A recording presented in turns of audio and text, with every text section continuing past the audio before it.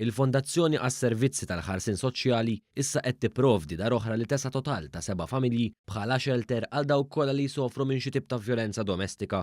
Dan intqal f'konferenza għall-aħbarijiet quddiem l-avveniment From Victims to Activists li ser tkun qed issir fis-26 ta' Novembru bħala parti mis-16 ġurnata attiviżmu kontra l-vjolenza abbażi ta' ġeneru. One News tkellem mal-kap eżekuttiv tal-Fondazzjoni Alfred Grixti fejn tenna li fl-aħħar 5 snin f'Malta kellhom jieħtlu fid-djar ta' dan it-tip fosthom dar il-għabex madwar 1600 persuna. Bekk inħasset il-ħtieġa għal dar oħra. L-idea hija illi kemm jista' jkun noffru ambjent ta' familja ta' normalità lil dawn il-vittmi li jkunu għaddejjin minn din it-trauma.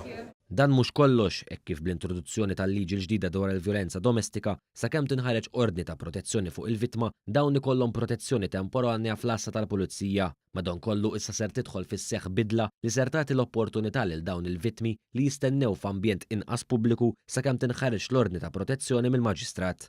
Iddeċidejna illi nipprovdu post ieħor mhux shelter imma safe place fejn once li saret ir-risk assessment nieħdu l-vittma hemmhekk niqpaw nassistuha sakemm mbagħad toħroġ il-protection order u jittieħdu d-deċiżjonijiet l-oħra.